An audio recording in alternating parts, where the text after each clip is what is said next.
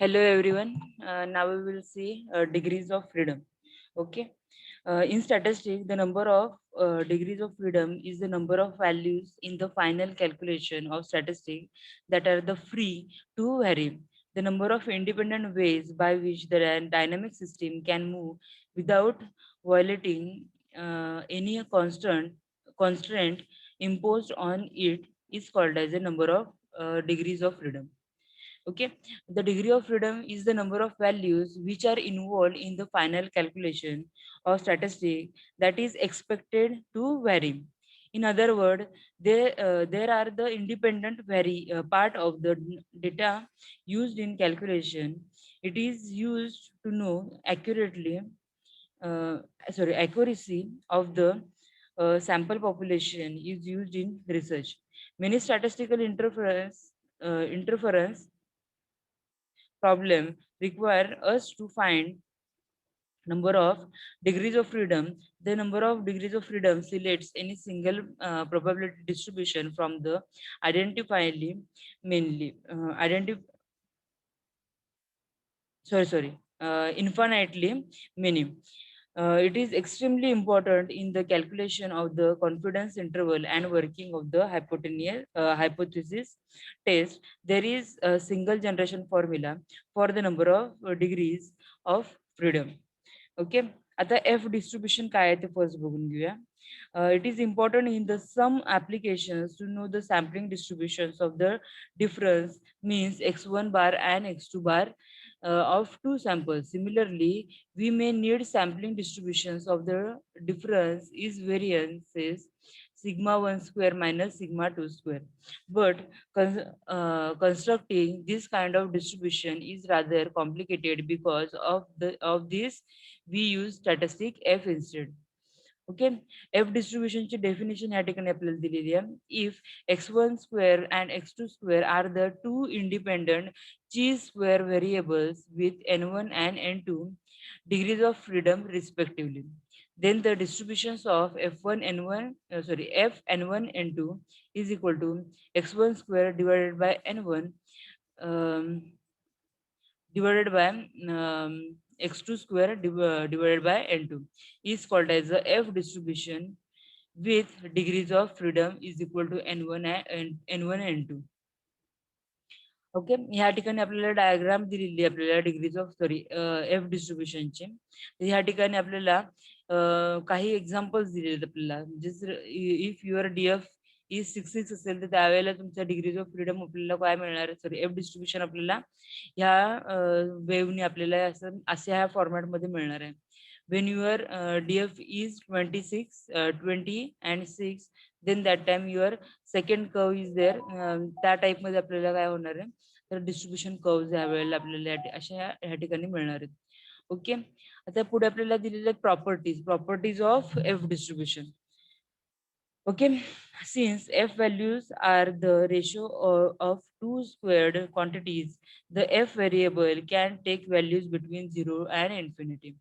F व्हॅल्यूच्या ज्या value जी आहे व्हेरिएबलची ती 0 टू इन्फिनिटीच्या इन बिटवीन आपल्याला मिळते. Okay, F distribution is a symmetric and has long tail to the right.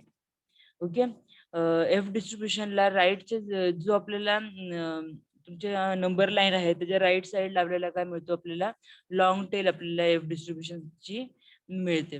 Okay, त्याच्यानंतर as in the case of X square distribution and the म्हणजे square distribution, the f distribution is positively skewed to the right and the degrees of skewness decreases with the number in v1 and v2. For v1 and v2 is greater than 30, the f distribution is approximately normal. Okay, then next property is the f distribution defined as f in bracket v1 v2 and f in bracket v2 v1 are reciprocals of each other. म्हणजे जर आपल्याला जर positions आपण change केला v1 आणि v2 च्यानी, तर त्यावेळेला आपल्याला काय म्हणतात की ते दोन्ही एकमेकांच्या रेसिप्रोकल ऑफ इच अदर, म्हणजेच ते काय आहेत, एकमेकांचे इनव्हर्सली प्रोपोर्शनल असणार आहेत. ओके, त्याच्यानंतर त्याच्यानंतर आपल्याला काय होणार आहे, पुढची प्रॉपर्टी दिलेली आहे, the F1 V1 V2 distribution has no mean for V2 is less than or equal to 2 and no variance for V2 is less than or equal to 4. For V2 is greater than 2, the mean mu is E in bracket VF V1 V2 is equal to mu is equal to V2 upon V2 minus 2. And for V2 is greater than 4, the variance sigma square is equal to um, 2V2 square in bracket V1 plus V2 minus 2 divided by V1 into V2 minus 2 square and in another bracket V2 minus 4. Okay. पुढे आपल्याला analysis of variance आपल्याला ह्याचे आपल्याला काही problem solve करायला दिलेले आहेत. तर ह्या ठिकाणी बघा, फर्स्ट जो आपल्याला काय दिलेलं आहे की determine whether mean of more than 2 populations are equal. या फॉर्मॅटमध्ये आपल्याला जे काही क्वेश्चन्स असतील त्याच्यावरती आपल्याला काय करायचे आहेत की हे प्रॉब्लेम्स आपल्याला या ठिकाणी सॉल्व्ह करायचे आहेत. फर्स्ट आपल्याला एक प्रॉब्लेम दिलेला आहे, वन वे क्लासिफिकेशन मोडवरती आपल्याला एक हा प्रॉब्लेम दिलेला आहे. ओके. आपल्याला क्वेश्चन सांगितलेलं आहे, suppose three groups of suppose three groups each containing of 4 students are taken from class 12 from three different school. A test of mathematics is taken. The result is school A is equal to काय दिलेलं आहे, result आपल्याला कसं दिलं आहे 71, 75, 65 आणि 69. हे आपल्याला काय दिले ते रिझल्ट दिलेले आहेत फॉर स्कूल ए साठीचे. ओके. आणि स्कूल बी साठी आपल्याला काय काय दिलेलं आहे 90, 80, 86, 84. आणि and third term school C दिलेला आहे 72, 77, 76 अँड 79. आणि आपल्याला फाइंड काय सांगितलेलं आहे, compare the mean scores of the school. आपल्याला त्यांचे जे मीन स्कोर्स आहेत ते आपल्याला काय करायचे सांगितले, कम्पेअर करायला सांगितलेले. ओके. तर आपल्याला ह्या ठिकाणी फर्स्ट आपल्याला काय करावं लागेल, फर्स्ट मी तुमचे काय सोल्युशन या ठिकाणी बघून घ्या. Let μ1 μ2 and μ0 be the means of the 3 population sample. Okay. तर ह्या ठिकाणी आपण काय केले घेतले, स्कूल ए साठी μ1 घेऊया, μ2 μ3 सॉरी μ0 आर ह्या काय दिलेल्या आपण एक रॅन्डमली आपण काय घेतलेत मीन ऑफ 3 पॉप्युलेशन सॅम्पल साठी आपल्याला 3 मीन आपण घेतलेले आहेत. ओके. त्याच्यानंतर H0 काय असणार आहे, H0 आपल्याला काय सांग म्हणजे जो आपला हायपोथेसिस फर्स्ट आहे तो आपण काय सांगू शकतो की μ1 μ2 μ आणि μ3 आर इक्वल. ओके. मग सो दॅट्स आपण या ठिकाणी पण काय सांगतोय तर μ1 is equal to μ2 is equal to μ3. Okay. आपण ते तिन्ही मीन जे आहेत ते आपण इक्वल आहेत असं सांगतोय. किंवा सेकंड जो हायपोथेसिस आपण घेणार आहोत जो H1 असेल तो काय सांगू शकतो आपण की your all the means are not equal. म्हणजेच काय असणार आहे, μ1 is not equal to μ2 is not equal to μ3. तर हे आपल्याला दोन हायपोथेसिस मिळतील आपल्याला या ठिकाणी. then sample mean x1 bar, x2 bar and x3 bar for the mathematics marks in school A, B and C are.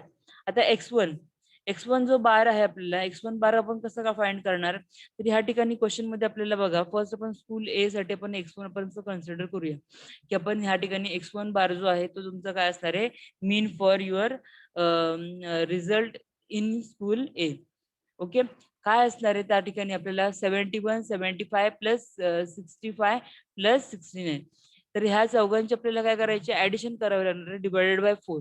म्हणजेच तो असणार आहे काय असणार आहे तर स्कूल ए मधल्या जे स्टुडंटचे जे काही मार्क्स होते रिझल्ट होते त्याची आपल्याला मीन मिळणार आहे.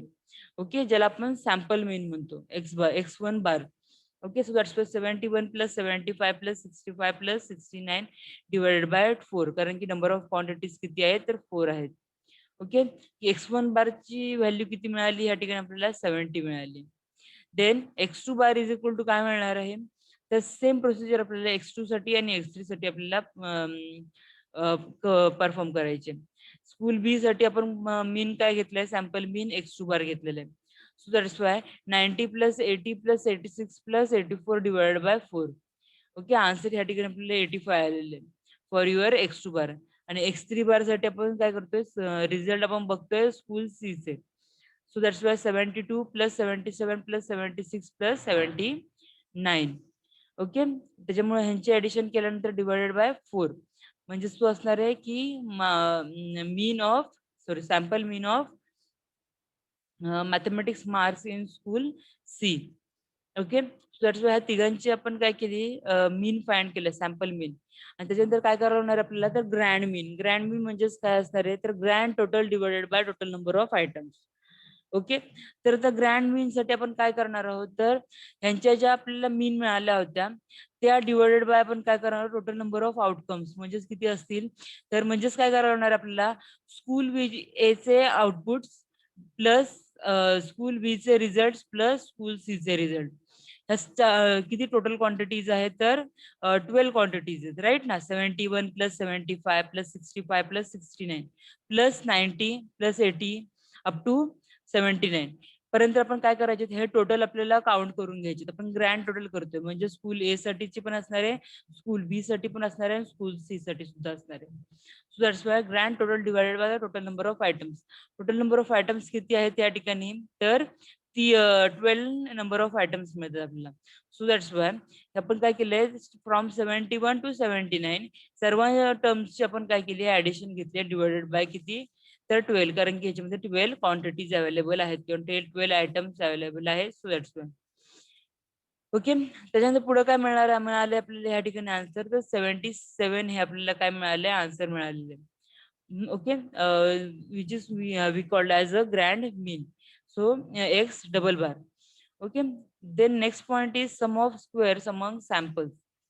ओके, फॉर्म्युला आपल्याला काय दिलेला आहे, N in bracket x1 bar minus X double bar square plus x2 bar minus X double bar square plus x3 bar minus X double bar square. Okay, ज्या आपल्याला क्वांटिटीज गिवन मध्ये मिळाल्या आणि वरती आपण ज्या फाइंड केलेल्या आहेत त्या आपण व्हॅल्यूज या ठिकाणी या फॉर्म्युलेमध्ये पुट करू शकतो. सो दॅट्स वाय एन किती आहे, तर टोटल नंबर ऑफ एन किती आहे, तर 4 आहेत. सो दॅट्स वाय 4 घेतले या ठिकाणी. देन x1 बार किती मिळाला होता आपल्याला, 70. सो दॅट्स वाय 70 मायनस 77 चा ब्रॅकेटचा square.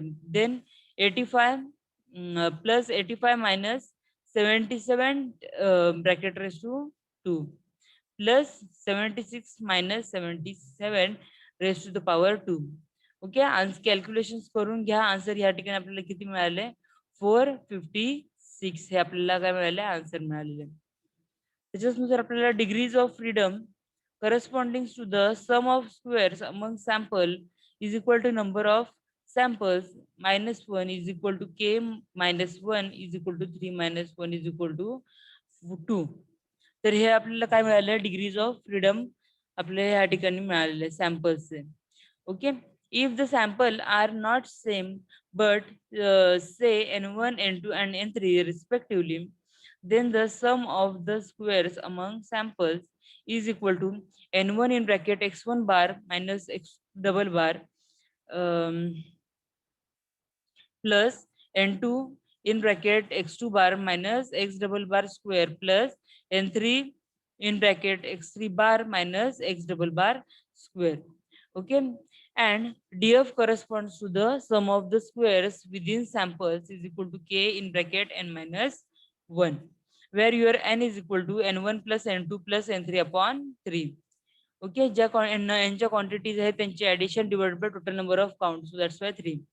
Okay, then sum of squares within samples is equal to 71 minus 70 square plus 75 minus 70 square plus 65 minus 70 square. आणि नंतर plus 69 minus 70 square plus 90 minus 85 square. आणि last term असणार आपली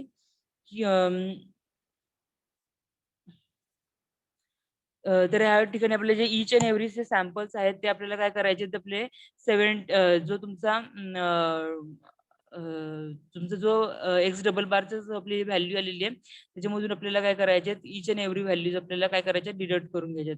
एक एक मी dictate करून सांगत नाही कारण की खूप लेंथ सगळे नंबर्स या ठिकाणी आहेत. ओके. तर इन शॉर्ट तुम्हाला कळालं असेल sum of squares within the samples म्हणजेच काय आपल्याला करायचंय. ओके. फॉर्म्युलानुसार आपल्याला काय करायचंय, तुमचे एक्स डबल बारची जी व्हॅल्यू आहे त्याच्यामधून डिडक्ट करून आपल्याला इच अँड एव्हरी तुमच्या व्हॅल्यूज फाइंड करून घ्यायचे. पुढे त्यांचं आपल्याला आन्सर फाइंड करून झाल्यानंतर ह्या ठिकाणी आपल्याला आन्सर किती मिळाले, तर 130 हे आपल्याला आन्सर मिळाले. Okay. DF corresponds to the sum of squares within samples is equal to k in bracket n minus 1 which is equal to how much 9 आपल्याला या ठिकाणी मिळालेले. ओके. त्याच्यानंतर आपल्याला काय करायचं, अनालिसिस ऑफ व्हॅरियन्स आपल्याला चेक करायचं आहे. अनोवा टेबल जो आहे तो आपण या ठिकाणी ड्रॉ करून घेऊया. ओके. काय काय याच्यामध्ये असणार आहे, source of the variation. Okay. Source of variation मध्ये फर्स्ट पॉइंट काय असणार आहे, अमंग सॅम्पल्स आणि विदिन सॅम्पल्स. ओके. त्याच्यानंतर सम ऑफ स्क्वेअर्स किती मिळाले आपल्याला, 456. ओके. ह्या ठिकाणी हे बघा, ह्या ठिकाणी आपल्याला सम ऑफ स्क्वेअर्स या ठिकाणी मिळालेले आहेत. ओके. 456 आपल्याला या ठिकाणी sum of squares for your among samples मिळालेले आहेत. ओके. आणि विदिन सॅम्पल्स आपल्याला सम ऑफ स्क्वेअर्स किती मिळालेत या ठिकाणी, तर 130 हे आपल्याला विदिन सॅम्पल्स मध्ये आपल्याला स्कोर्स मिळालेले. Then next one is a degrees of freedom. Okay. Degrees of freedom आपल्याला या ठिकाणी किती मिळाले, 2 आणि 9. ओके. डीएफ इथे ह्या ठिकाणी आपल्याला किती मिळालंय, ह्या ठिकाणी 9 मिळालंय. This is your within sample, so that's why here 9 is there. आणि त्याच्यानंतर मगाच्या ह्याच्यामध्ये आपल्याला किती मिळालं होतं, तर ह्या ठिकाणी तर 2 ही व्हॅल्यू मिळाली होती डिग्रीज ऑफ फ्रीडमची. So that's why among samples मध्ये आपल्याला किती मिळालेली आहे डिग्रीज ऑफ फ्रीडम, तर 2 मिळालेली आहे. त्याच्यानंतर पुढची जी टर्म आहे मीन स्क्वेअर्स. ओके. स्क्वेअरचे जे आहेत त्याचे मीन आपल्याला काय फाइंड केलेले आहेत. तर त्या ठिकाणी आपल्याला आन्सर्स किती मिळालेले आहेत, तर जो तुमचा सम ऑफ स्क्वेअर्स आहेत 456 divided by degrees of freedom which is equal to 2. Right. ते आपल्याला काय करायचे, एकमेकांना डिवाइड करायचे. Sum of squares divided by degrees of freedom. So that's why 456 divided by 2 is equal to how much, 228 हा आपल्याला mean squares मिळालेले. Then within sample साठीचा जो सम आहे, सॉरी मीन स्क्वेअर्स आहेत, त्याच्यानुसार आपल्याला काय मिळणार आहे, 130 divided by 9 which is equal to 14.44. आणि त्याच्यानंतर एफ व्हॅल्यू आपल्याला काय मिळाली या ठिकाणी, तर एफ व्हॅल्यू फाइंड करत असताना अमंग सॅम्पल्सची जी मीन स्क्वेअर आहेत ते divided by within samples mean square. So that's why 228 divided by 14.44 which is equal to 15.8. Okay. So that's why F value किती मिळाली आपल्याला, 15.8 ही आपल्याला एफ व्हॅल्यू मिळालेली आहे. ओके. नंतर पुढची टर्म काय आपल्याला, एफ कॅल्क्युलेटेड आपल्याला फर्स्ट फाइंड करायचं आहे. F cal is equal to काय आपल्याला फॉर्म्युला आहे, the variation among samples divide by variation within sample. Okay. Where your V1 is equal to काय आहे, k minus 1 which is equal to 2. आणि V2 is equal to किती मिळालंय, k into n minus 1 which is equal to 9. आणि alpha या ठिकाणी आपल्याला किती आहे, तर 0.01 1% सांगितलेलं आहे. सो दॅट्स वाय 0.01 आपल्याला या ठिकाणी अल्फा मिळालेला आहे. Okay. So that's why F of 0.01 comma 2.9 is a null hypothesis is rejected. जो नल हायपोथेसिस जो आहे, कारण की या ठिकाणी एफ कॅल काय दिलेलं आहे, F cal is greater than F 0.01 comma 2.9. Okay. तर ह्या ठिकाणी आपल्याला सॉरी 2 आणि 9, 2.9 ने चुकून बोलले, 2.9, 2 आणि 9. ओके. आणि त्याच्यानंतर हा आपल्याला जो ही जी आपल्याला टर्म मिळाली एफ कॅल्क्युलेटेड हा ग्रेटर आहे एफ तुमच्या 0.01 कॉमा 2 कॉमा 9 च्या. सो दॅट्स वाय आपण काय करतो, तर हा जो नल हायपोथेसिस आहे तो काय करतो, रिजेक्ट करतो. ओके. कंडिशन्स तुम्हाला माहिती आहेत काय आहेत नक्की. ओके. तर अॅन्युअल टेबल नुसार आपण काय केलं या ठिकाणी, जो आपला फर्स्ट प्रॉब्लेम होता वन वे क्लासिफिकेशन मोडवरचा, तो आपल्याला या ठिकाणी सॉल्व्ह करून झालेला आहे. सेकंड प्रॉब्लेम या ठिकाणी आपल्याला दिला आहे, the following table gives the yield on the 13 sample field under the 3 व्हेरिएट varieties of each seed seeds that is काय दिलेलं आहे आपल्याला ए बी आणि सी दिलेलं आहे. ओके, ए बी आणि सी चे जे आपल्याला यील्ड्स दिलेले आहेत ते काय काय कसे दिलेत बघा. खाली एक टेबल दिलेलं आहे ए बी आणि सी आणि ह्याच्या खालचे ज्या व्हॅल्यूज आहेत ते आपल्याला काय दिलेले आहेत की यील्ड अमाऊंट दिलेली आहे. आणि आपल्याला पुढे काय सांगितलेलं आहे बघा. The test at 5% level of significance whether the average yield of land under different variates of seeds shows significant difference. Take alpha is equal to 5% and f of 0.05 comma 2 comma 12 is equal to 3.89. Okay, so आपल्याला question आपल्याला असं दिलेलं आहे. Okay, अंदाज first term आपल्याला काय करायला होते. लेट फर्स्ट फाइंड युअर म्यू1 म्यू2 म्यू3. Okay, which is a mean of population being sample. Okay, ज्या वेळेला तुमचा फर्स्ट आपला हायपोथेसिस काय असणार आहे म्यू1 इज इक्वल टू म्यू2 इज इक्वल टू म्यू3. ओके, आणि H1 जो आहे सेकंड आपला हायपोथेसिस ते काय असणार आहे म्यू1 इज नॉट इक्वल टू म्यू2 इज नॉट इक्वल टू म्यू3. ओके, आता अकॉर्डिंग आता पुढची स्टेप मध्ये आपण काय केलंय तर पुढचा पूर्णपणे जो आपला टेबल जो दिला होता तर तो टेबल आपण फर्स्ट आपण गिव्हनचा टेबल आपण ह्या ठिकाणी घेतलेला आहे. ओके, आता ह्या ठिकाणी आपल्याला काय करायचंय तर आपल्याला मीन फाइंड करायचंय. सो दॅट्स वाय फर्स्ट टर्मची जी आपल्याला टोटल आहे ती किती मिळाली ह्या ठिकाणी 80 मिळाली. सेकंडची 132 आणि थर्डची आपल्याला 125 मिळाली आहे. त्याच्यानंतर आपल्याला नंतरची टर्म काय फाइंड करणार होते तर ग्रँड टोटल. ग्रँड टोटल मध्ये आपण काय करणार आहोत तर तुमचा जो ए बी आणि सी आहे टेबल त्याच्यामधलं आपल्याला काय करायचे इच आणि एव्हरी व्हॅल्यूची ऍडिशन करायची आणि divide by total number of quantities करायचे. ओके, सो दॅट्स वाय या ठिकाणी आपल्याला ग्रँड टोटल किती मिळाली या ठिकाणी 22.46 ही आपल्याला ग्रँड टोटल मिळाली. आणि त्याच्यानंतर पुढची टर्म आहे mean sample size is equal to काय मिळालंय N is equal to 4 + 6 + 5 divided by 3. Okay, so that's why mean sample किती मिळालं आपल्याला तर टोटल 5 हा आपल्याला मीन सॅम्पल साईज मिळाला. Number of samples is equal to K is equal to 3. The sum of squares among samples which is equal to n1 in bracket x1 square x1 bar minus x2 x double bar plus n2 in bracket x2 bar x2 minus x double bar square plus n3 in bracket x3 bar minus x double bar square. Okay, आता x1 ची value आपल्याला माहिती आहे, x बार double बारची value माहिती आहे त्या आणि तुमच्या N1 N2 आणि N3 च्या व्हॅल्यू सुद्धा आपल्याला या ठिकाणी माहिती आहे. तर ह्या ज्या क्वांटिटीज आहेत त्या आपल्याला काय करायचे फर्स्ट पुट करून घ्यायच्यात इन युअर फॉर्म्युला आणि त्याच्यानंतर त्या पूर्णपणे सॉल्व्ह करून झाल्यानंतर जो काय कॉन्स्टंट येईल तो काय असणार आहे तुमचा sum of squares among the samples असणार आहे. ओके, त्याच्यानंतर पुढची जी टर्म आहे ती काय फाइंड करायची तर DF corresponds to the sum of squares among samples v1 is equal to k minus 1 is equal to 2. Okay, so that's why x1 bar minus x1 bar square आणि second table काय मिळालं x2 bar minus x2 bar square आणि x3 bar minus x3 bar square. तर हे जे आपलं table आहे तो आपण काय केलंय ह्या ठिकाणी आपण पुट करून घेतलेलं आहे. त्याच्यानंतर sum of squares within the samples is equal to काय आहे summation of x1 bar minus x1 bar square plus x2 bar summation of x2 bar minus x2 bar square plus summation of x3 bar minus x3 bar square which is equal to तर 2 which is equal to 166.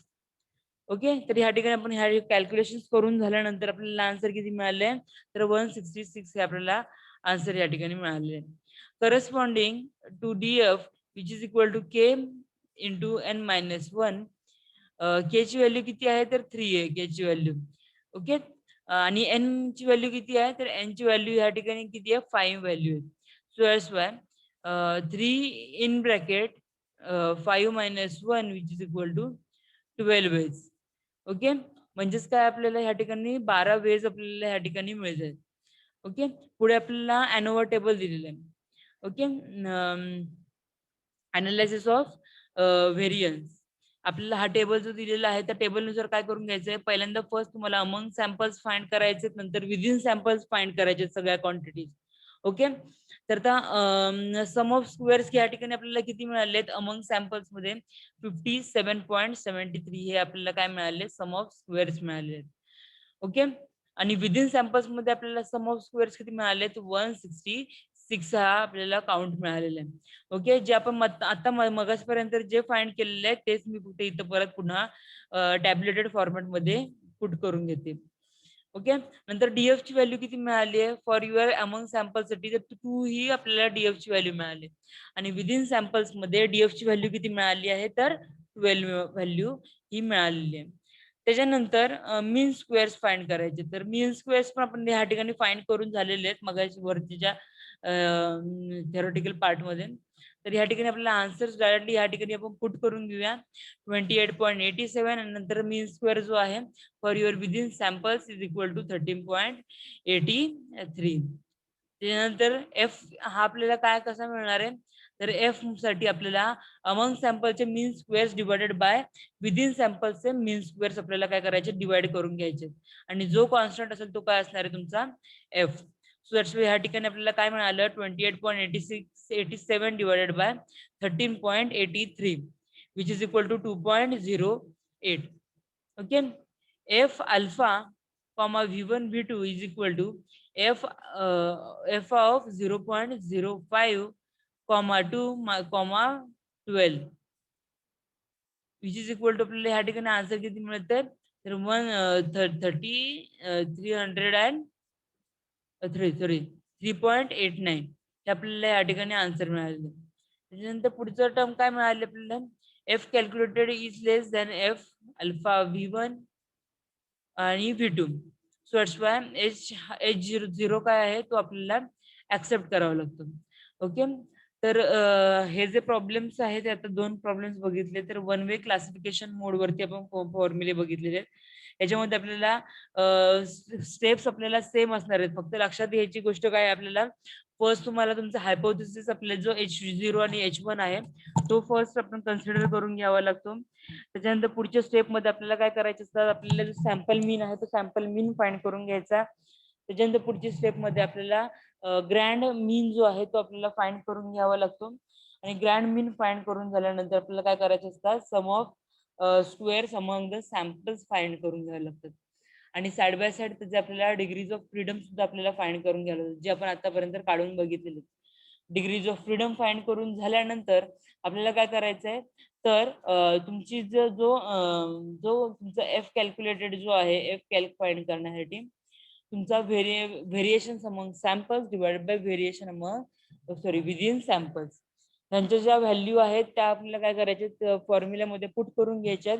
आणि त्या value put करून झाल्यानंतर आपल्याला त्या answer with your alpha F alpha आणि युव्हीच्या ह्याच्यामध्ये आपल्याला काय करायचं ते कम्पेअर करून घ्यायचे किंवा जो आपला कॉन्स्टंट आहे त्याच्यानुसार. ओके.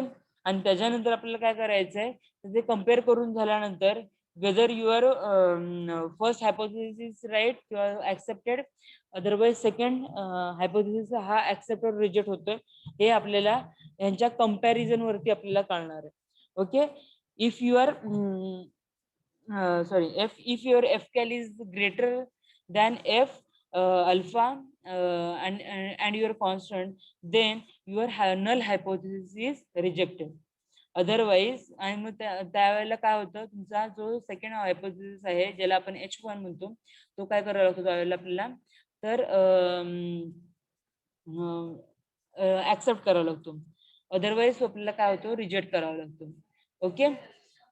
तर ह्या कंडिशन नुसार आपल्याला हे फॉर्म्युलीज आपल्याला फाइंड करून घ्यायचे असतात. हा पॉइंट कळालेला आहे का जरा अनम्यूट करा आणि मला सांगा. जरा कन्फ्युजन वाटत असेल एखाद्या वेळेस सॉल्व्ह करत असताना पण ज्यावेळेला तुम्ही प्रॅक्टिस कराल त्यावेळेला तुम्हाला समजून येईल की फॉर्मॅट जो आपला क्वेश्चन सॉल्व्ह करण्याचा आहे तो सेम आहे. फॉर्मॅटमध्ये काहीच जास्त डिफरन्स नाही. फॉर्म्युलीज फक्त प्रत्येक प्रॉब्लेमच्या मोड वरून आपल्याला काय होतं डिफरंट आपल्याला फॉर्म्युलीज यूज करावे लागतात. अजून ह्याच्यामध्ये काही मोड्स आहेत ते आपण साइड बाय साइड आपण बघत जाऊया. पण आज आपण फक्त फर्स्ट जो आपला मोड आहे की वन वे क्लासिफिकेशन मोड त्याच्यावरतीच आपण हे दोन्ही प्रॉब्लेम्स बघितलेले. ह्याच्यामध्ये आपल्या बुक मध्ये अजून एक क्वेश्चन दिलेला आहे तो पण तुम्ही साइड बाय साइड घरी सॉल्व्ह करून बघू शकता. ओके. मला फक्त एक सांगा, हा पॉइंट कळालेला आहे का? मृणालराज, संगीता, उस्मा आणि भाग्येश, पटकन अनम्यूट करा आणि सांगा.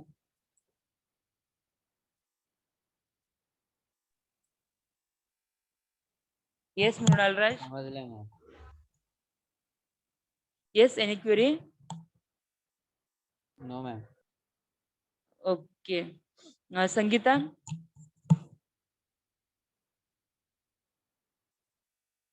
उस्मा? No ma'am. काही प्रॉब्लेम नाही? नो. ओके, चालेल. मग आपण आजच्या ह्या लेक्चर मध्ये हा टॉपिक एंड करूया. तर हे लेक्चर पण आपलं संपत आलेलं आहे. हे लेक्चर एंड करून टाकूया. सॉल्व्ह करताना जर काही प्रॉब्लेम्स झाले तर प्लीज मला व्हॉट्सअप वरती कळवा.